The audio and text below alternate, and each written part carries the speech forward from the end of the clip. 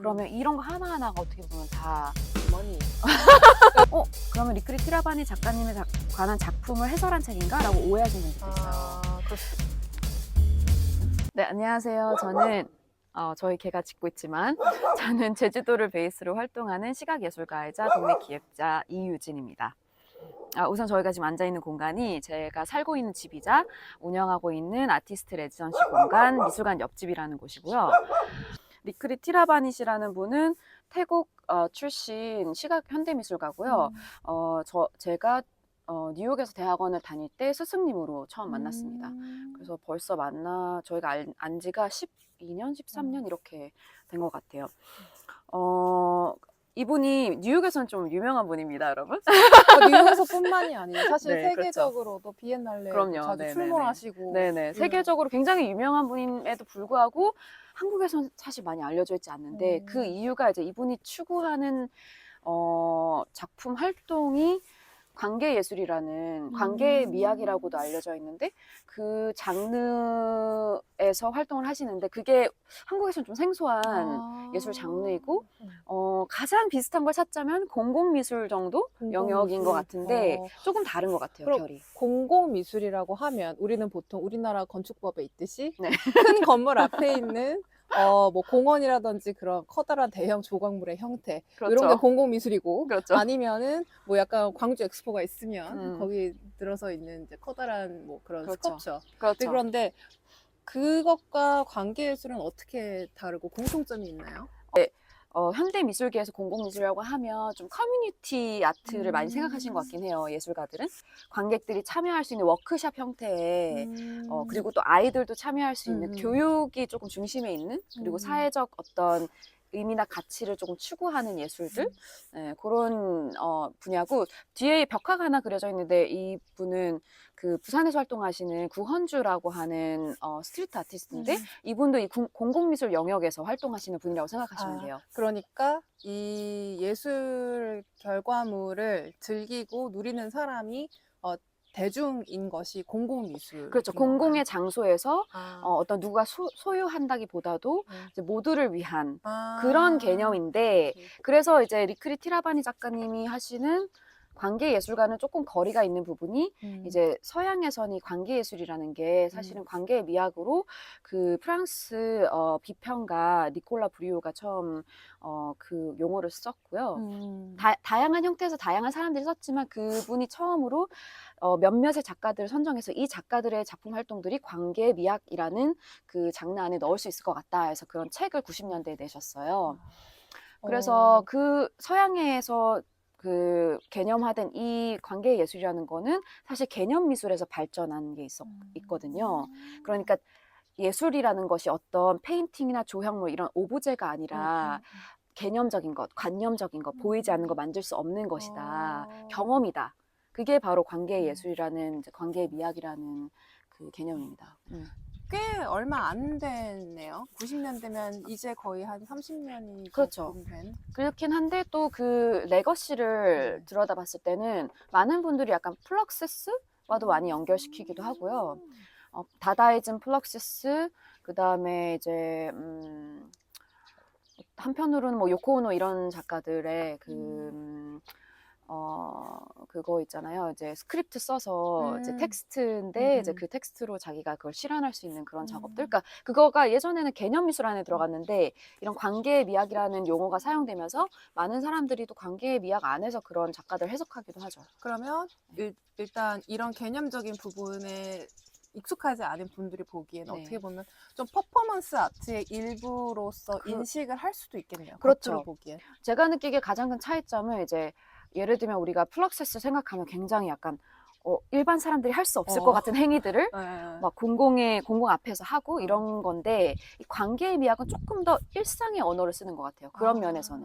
그러니까 뭔가 이 사람은 왜 이런 이상한 짓을 하고 있지가 아니라 아무것도 안 하는 것처럼 마치 아. 이게 무슨 예술이야라는 아. 질문을 던질 정도로 미미한 어떤 일상의 행위를 하는데 우리가 일상 속에서는 그걸 그냥 흘려보냈다면 이 예술이라는 어떤 그 컨텍스트 안에서 이걸 했을 때 뭔가 그 일상의 행위를 다시 보게끔 만드는 그래서 어쨌든 저의 스승님이 리크리 티라바니 작가님이고 굉장히 많은 이제 영감을 받아서 관계를 계속 이어갔어요. 이제 사제 사이로 시작해서 그분 밑에서 일하기도 하고 그러다가 제가 제주로 오게 되면서 제주 비엔날레 2022년에 열렸던 제3회 제주 비엔날레의 감독님께서 그 장소를 물색하다가 이제 저희 집이 현대미술관 바로 옆에 있기도 하고 뭔가 전시 장소로서 독특하고 이미 이제 창작 공간으로 사용되고 있었기 때문에 전시 공간으로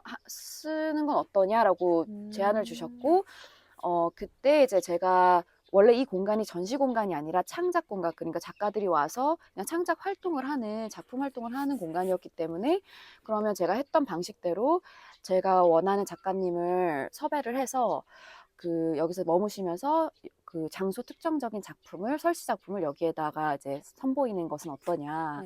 그렇게 해서 제가 티라바니 작가님께 이제 건의를 드렸고 흔쾌히 하겠다. 너무 궁금하다. 너가 제주에서 사는 삶이. 그래서 이렇게 오셔서 한 3차례 오셨어요. 그 준비 기간 다 포함해서 오셔서 여기에 이 저의 생활과 이 집과 그리고 제가 그때 구축해 놓은 그 네트워크, 저의 친구들을 만나면서 영감을 받은 그걸 바탕으로 이제 작품을 만드셨고 본인의 작품과 이렇게 엮어서 그래서 그거를 이제 전시를 할 때 되게 고민이 많았는데 왜냐면 여기 화이트 큐브가 아니고 사실은 좀 위험 요소들도 있잖아요. 예를 들면 이제 남녀노소 다 와야 되는데 여기는 정원도 있고 개도 있고 넘어질 수도 있고 그러니까 함께 참여하고 감상하기에 그 돌발 변수가 생길 요소가 너무나 많은 공간인 거죠. 그렇죠. 화이트 큐브는 굉장히 안전한 공간이라고 생각하시면 돼요. 위험하게 다 네. 제거된 그렇죠. 멸균 공간과 그렇죠. 같죠. 여기는 멸균이 아니거든요. 여기는 균이 득실득실한 여기는 막 뱀이 나올 수도 있어요. 그렇죠.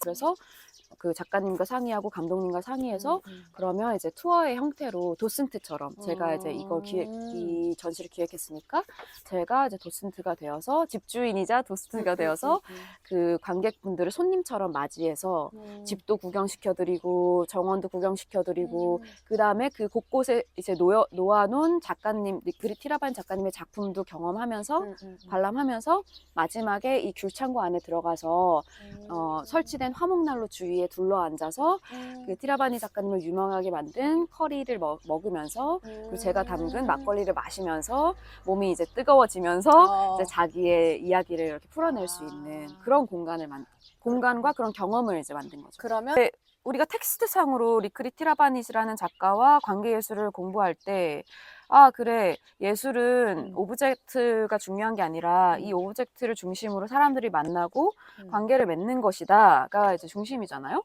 근데 그거를 실제로 경험하지 못하면 정말 무의미한 그 말들인 것 같아요. 근데 이 전시를 통해서 정말로 내가 이 지역에 사는 친구들, 내 또래의 관심사가 비슷한 사람들을 만나서 아직까지도 좋은 인연을 이어가고 있다라는 게 정말 이 관계예술이 되네? 약간 이런 느낌인 거죠.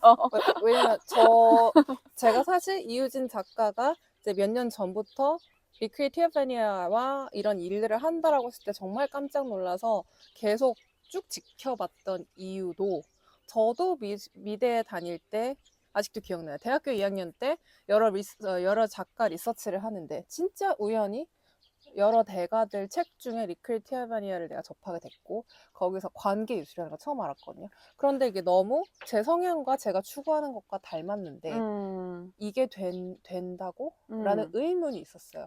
그런데 그것을 저는 저 나름대로 이제 삶에서 했다고 했지만 아무도 그거를 내가 한다고 공표하지 않은 채 저는 그냥 혼자서 굉장히 프라이빗하게 했지만 이제 이유진 작가는 제주도에서 이것을 정말 행사의 일부로서 한다는 게 너무 궁금했거든요. 그런데 이제 이런 것들을 처음 접하는 사람도 그리고 이것에 대해서 개념적으로 알고 있던 저도 그런 의문이 들 것 같아요. 그러면 관계 미술이라는 게 지금 설명한 걸 들으면 사람들과 진솔한 어떤 행위를 통해서 추억을 만들고 어떤 것을 함께 하고 어, 그것을 예술 자체로 이제 제 정의를 내리는 것인가요?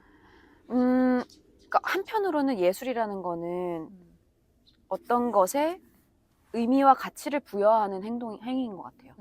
그러니까 당연히 우리가 일상생활에서 친구를 만나고 친구를 사귀고 새로운 사람을 만나고 영감을 받고 하는 건 너무 일상적이지만 너무 일상적이기 때문에 거기에 가치를 부여하지 않는 거죠.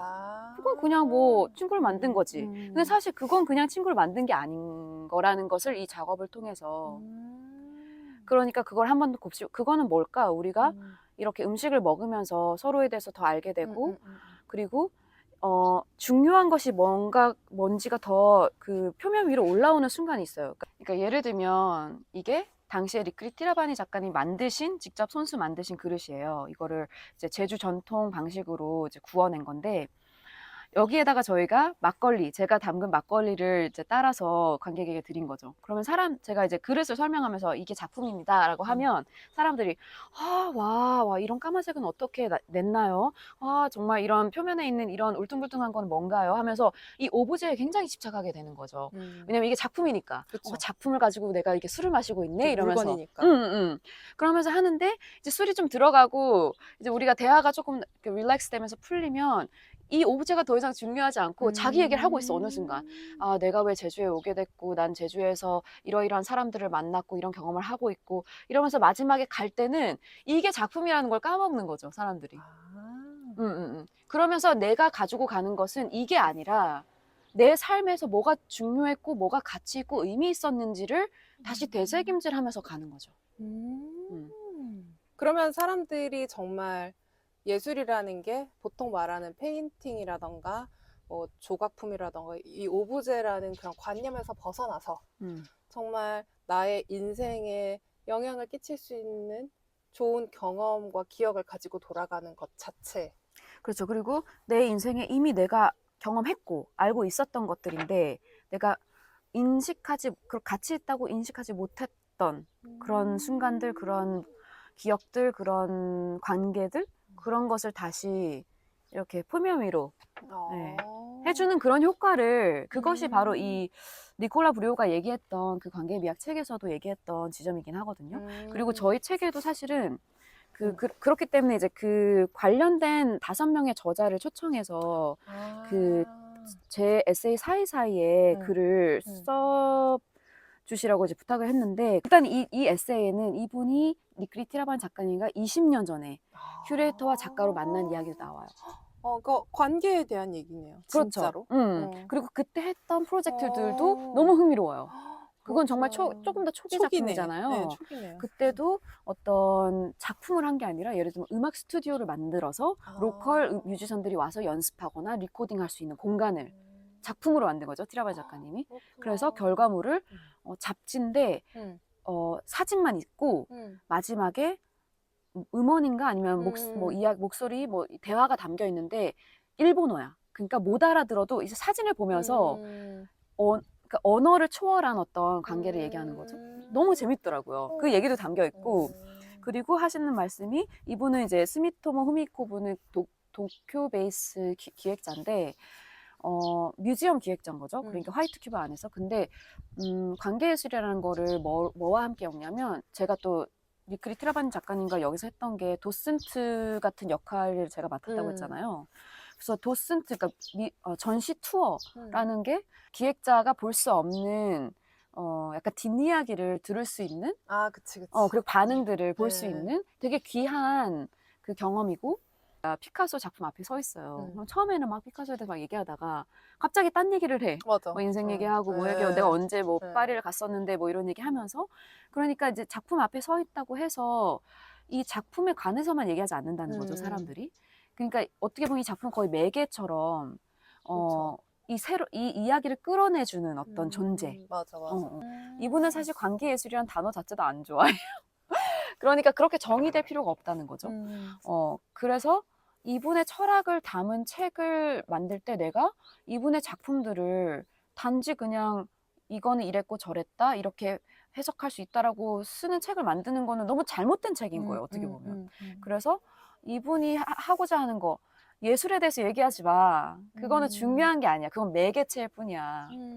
지금 이 순간을 느껴, 경험해. 이 순간에 있어라는 얘기인데, 왜냐면 사실 또 불교예요. 굉장히 종교가. 불교 같다고 생각. 지금 이 순간에 있어라는 게 그 불교 그 자체잖아요. 맞아요, 에센스잖아요. 맞아요. 그게. 작가님과 상의할 때 작가님이 저한테 한 얘기가 너의 이야기부터 시작해라. 네가 이 집에 어떻게 오게 됐는지. 내 작품에 대한 이야기가 아니라 너가 이 집의 주인이고 여긴 네 공간이니까 너가 어떻게 여기 됐는지부터 설명해서 그 다음에 이 공간을 어떻게 운영하고 그렇게 그 맥락에서 내가 여기 왔고 그렇게 설명을 하라는 거예요. 그쵸. 그때 솔직히 조금 충격이었어요. 네. 왜냐면 난 기획자인데 내 얘기를 하라는 거 하니까 어떻게 보면 기획자 입장에서는 작가의 얘기를 하는 게 당연한 거잖아요. 그렇네.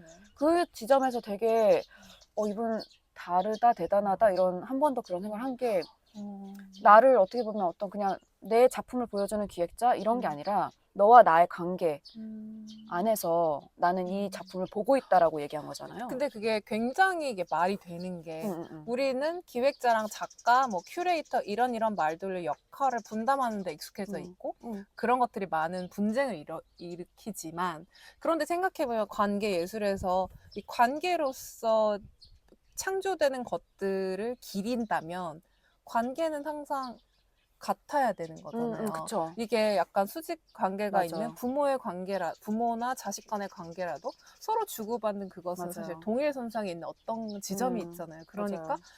이 스승님한테는 어쩌면 그게 되게 당연한 걸 수도 있겠어요. 맞아요. 내가 너와 관계를 만들려고 하니까 너의 아이덴티티도 나의 그것과 동일하게 중요하다라는 말인 맞아요. 것 같아요.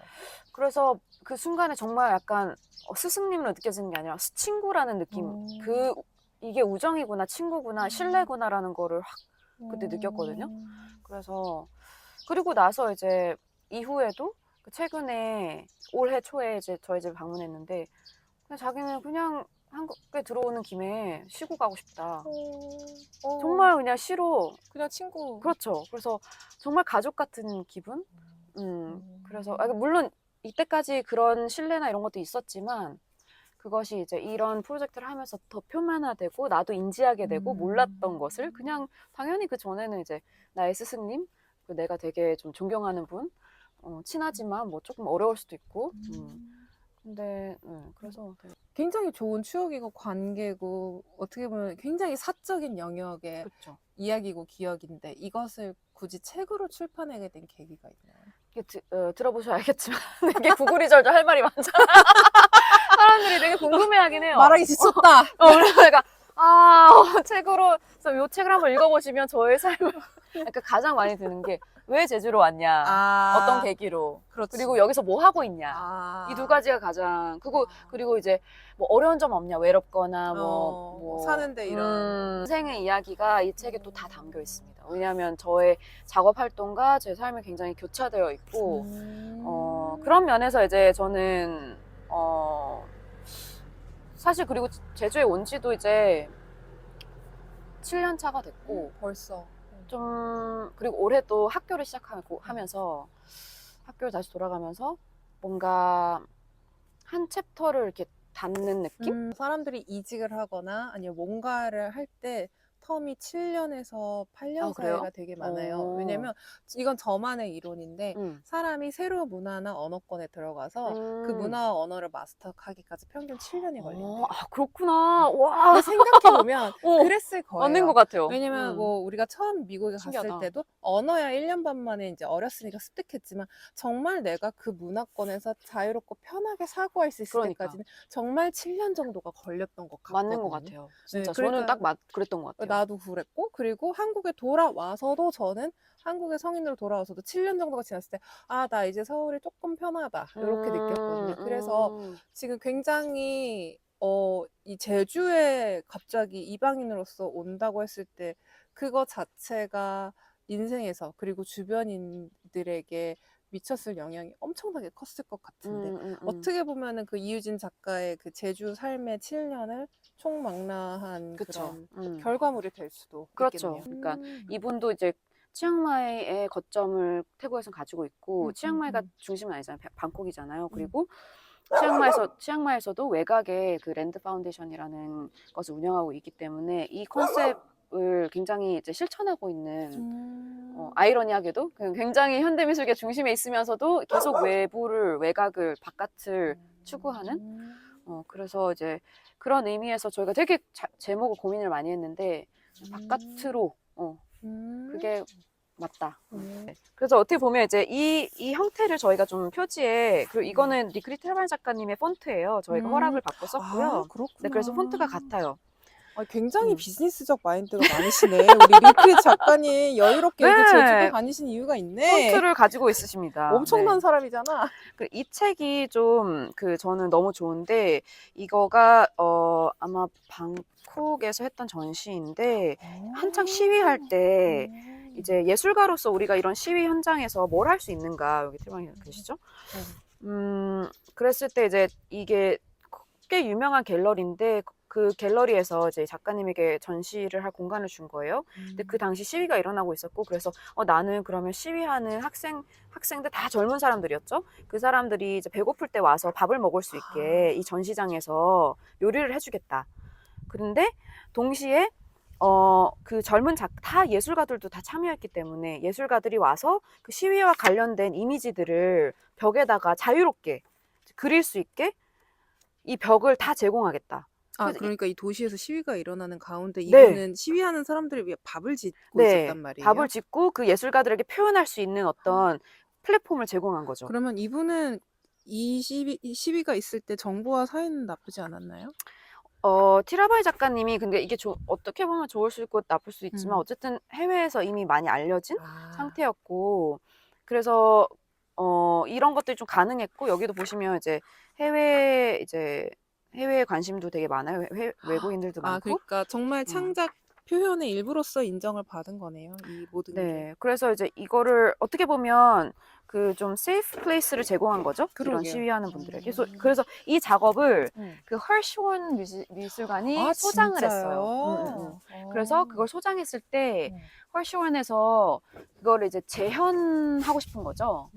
그때 트라우니 작가님이 저에게 연락을 했어요. 그래서 이 드로잉 조수를 너가 했으면 좋겠다. 왜냐면 제가 이제 대학원 다닐 때 그래도 그림을 되게 잘 그리기로. 그러니까 드로잉 전문이니까. 네, 그래서 또 목탄을 제가 또 많이 했었고. 그렇구나. 네, 그래서 제가 이제 그 헐시원에서 이거를 그때 DC에 살고 있는 로컬 작가들을 섭외해서 그들이랑 같이 이거를 했는데 너무 그것도 경험이 너무 소중했고. 갤러리는 이런 것들을 소장하고 그럼 어떻게 거래를 해요? 그래서 이 케이스는 어떻게 보면 이 설치 미술이라고 할 수도 있겠죠. 설치 개념 미술. 왜냐면 이거는 설치뿐만 아니라 이 벽에 로컬 아티스트들이 이 시위와 관련된 이미지를 그릴 수 있도록 한다. 그런 문구가 있는 거죠.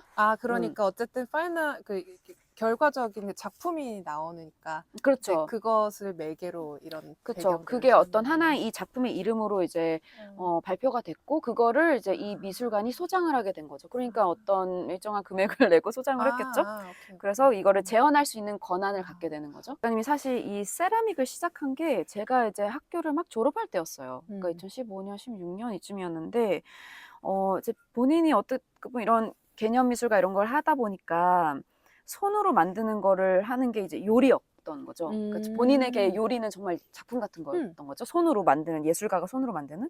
근데 그것과 가장 비슷한 게 이 세라믹의 경험이라고 하더라고요. 마침 비엔날레에 참여하셨던 제주 도예가 중에 한 분이 강슬철 선생님인데 조개 껍데기를 넣었는데 그치 달라붙으면서 더 많이 달라붙을수록 더 약간 은색, 여기 보면 은색 정도. 이게 조개 껍데기. 그러면은 이제 릴필씨 이것도 만들면 이것도 어떻게 보면은 그의 오브제인 거예요. 그쵸. 이것도 작품이에요. 그래서 이거를 다 손수 만들었어요. 그래서 우리가 이걸 가지고 하고 가셨네. 엄청 열심히 작업했어요. 아주 그냥 제주살이 하러 가셨네. 그냥. 매일 여기서 이렇게 도자기 만들었어. 그래서 내가 이렇게 열심히 작업한 것도 너무 오랜만이에요. 교수님. 이런 분인가 말이면 교수님도 이렇게 열심히. 엄청 집중해서 해요. 몇 시간 동안.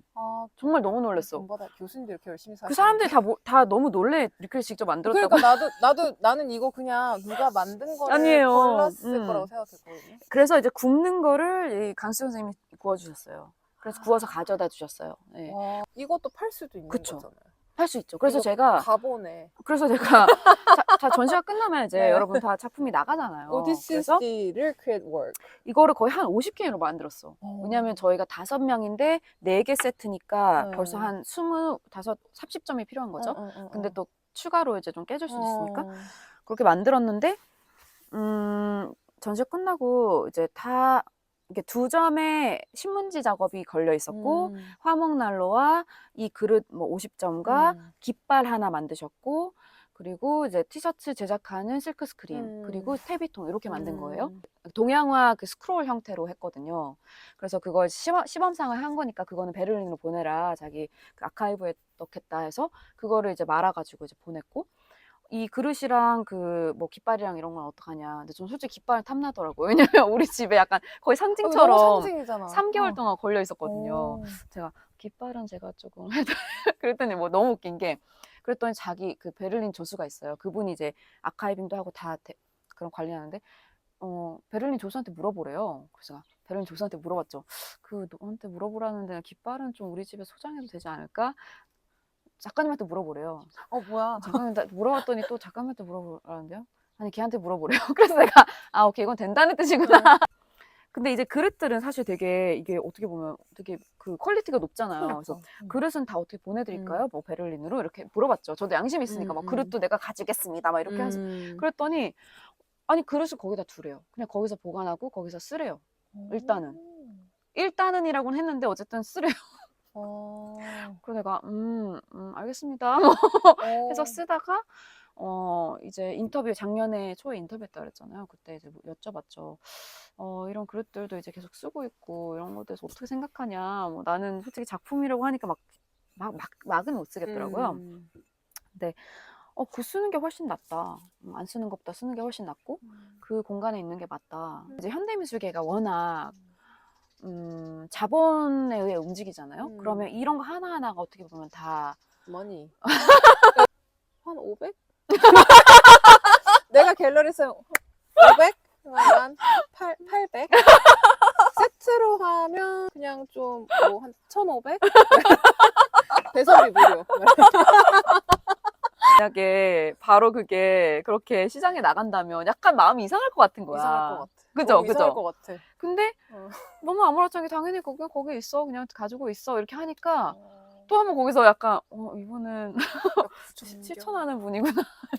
사실 저는 미술계 오래 있으면서 너무 그런 앞뒤가 안 맞는 걸 너무 많이 봤어요. 사실. 그럼 그 작업 전시 퍼포먼스에 있었던 그 많은 집기들은 어떻게 했을까? 집기? 그러니까 이 집기. 난 이게 되게 궁금했어요. 이거를 모셔놨을까, 팔았을까, 아니면 작가님이 보류 홀드라고 했을까. 그런데 이제 그 진아님 댁에 갔을 때 유진 작가가 설명을 했잖아요. 이게 아키사 사모토와 이 리클 티바니아가 생각하는 그렇죠. 오브제의 차이를 봤을 때 집에 있겠다라는 생각. 그렇죠. 그러니까 그 맥락이 그 맥락에서 제가 얘기한 왜냐면 거죠. 어떻게 보면은 나도 아까 그 질문을 했지만 그 진아님 댁에 있는 아키사 사모토의 그 오브제가 그런 퍼포먼스의 부산물이잖아요. 이제 그거를 실제로 진아님이 산 거고 갤러리는 정말로 거래를 한 거니까 그렇죠. 이게 사실은 상품성이 있구나. 그럼요. 있죠. 오히려 더 있죠. 왜냐면 작가가 막 만지고 퍼포먼스에 사용했던 그 기록도 다 남아있고 이러니까 더 가치가 크죠. 사실은. 근데 이제 어떻게 보면 제가 이거 비엔날레 했을 때 아티스트 토크에서도 작가님이 말씀하셨는데 자기가 처음에 미국에 갔을 때 캐나다에서 아마 대학을 다녔는데 대학 다닐 때 그 박물관에 갔을 때 자기한테 너무 흔하게 봤던 약간 그 태국의 무슨 뭐 도자기였나 이런 것들이 이제 유리관 안에 있는 모습을 보고 너무 말도 안 된다는 생각을 했다라는 얘기를 하면서 이제 서양의 미학은 이런 거구나. 모든 것을 이렇게 사용하지 못하게 이렇게 고이 모시는 플라스크에 넣고 유리관 안에 있는 불상을 보면 그 불상에 힘이 없다라는 거죠. 사람들이 그 불상도 만지고, 그러니까 뭐 숭배를 하거나 뭐 어쨌든 그 불상이 가지고 있는 그 에너지를 이렇게 일상 속에서 이게 발화가 돼야 되는데 그 유리관 안에서는 발화가 될 수 없는 거죠. 그래서 그 얘기를 하면서 그래서 자기가 이런 음식 갤러리에서 요리를 하기로 마음먹었다. 계기가 됐다라고 얘기를 했거든요. 그 그릇을 사용하기 위해서. 그래서 그런 의미에서 생각하면 이것이 만약에 팔리게 되면 이제 그 관안에 들어가는 거 아니에요? 또 누군가의 수장고에 이제 저렇게 들어가 있겠지. 이걸 사용하진 않겠지. 만약에 1,000만 원을 줬다면. 뭐 손님에 따라가 아니라 그냥 내 기분에서 갑자기 이거 찻잔으로 내고 싶네 할 때가 있어요.